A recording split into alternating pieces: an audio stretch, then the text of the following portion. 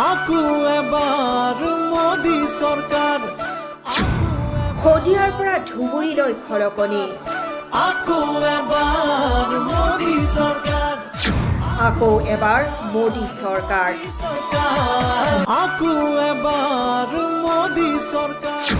গানৰ তালে তালে মোদীময় মুখ্যমন্ত্ৰী চৰকাৰ আকু এবাৰ গানৰ লহৰত পিছ পৰি ৰোৱা নাই উজনি নামনিৰ জনতা ৰূপহী আমাৰ চৌদিশে গুঞ্জৰিত কেৱল মোদী চৰকাৰ গঢ়িবলে আমি এখন উজনি নামনিৰ অহৰহ প্ৰচাৰত ভাগৰি নপৰিল মুখ্যমন্ত্ৰী মুখ্যমন্ত্ৰী হিমন্ত বিশ্ব শৰ্মাৰ আকৌ এবাৰ মোদী চৰকাৰ গীতটি কিয় ইমান প্ৰিয় হৈ পৰিল মোদী চৰকাৰ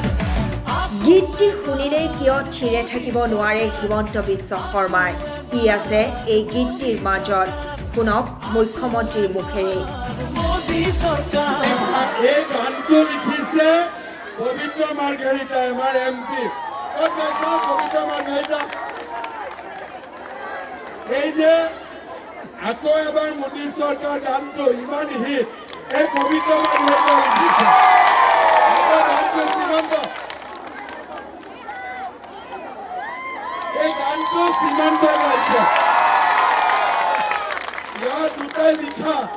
আৰু গোটেই অসমত ইমান মানুহে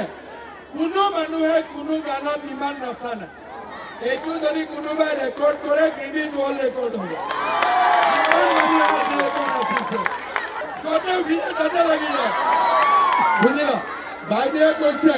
য'তে খুন্দে বোলে তাতে গা উঠিছে হয়নে হয়নে নহয় শদিয়াটো ধুবুৰীটো বঙালী মানুহৰ জেগাটো অসমীয়া মানুহৰ জেগাটো মাৰোৱাৰীটো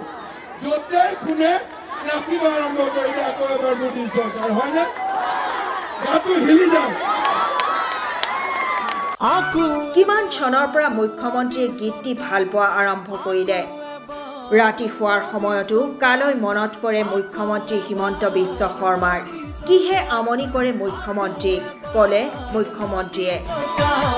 গানটো প্ৰথম দিনা শুনি 2019 চনত শুনি মোৰ ভাল লাগিলে লাহে লাহে গানটোত অকণমান নাচোতে এই গানটো এটা ৰাতি শুই থাকিলেও মূৰত আহি থাকে মাজে মাজে মই এইকেইটা দিন শুলেও এইটোকে আহি থাকে আজিৰ পৰা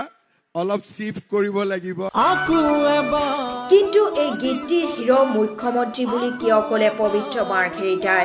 গীতটি শুনিলেই প্ৰথমে কাৰ কথা মনলৈ আহে কৈ গ'ল পবিত্ৰ মাৰ্ঘেৰিটাই আকু এবাৰ হয় যেতিয়াই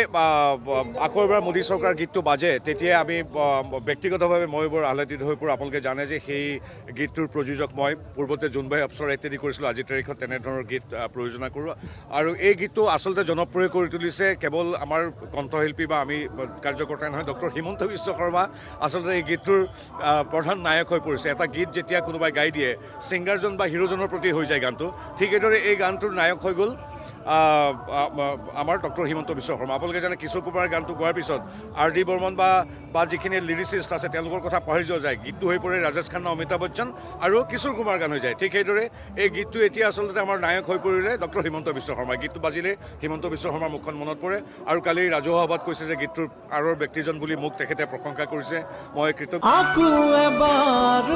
news desk report SN news আকু এবাৰ মোদী চৰকাৰ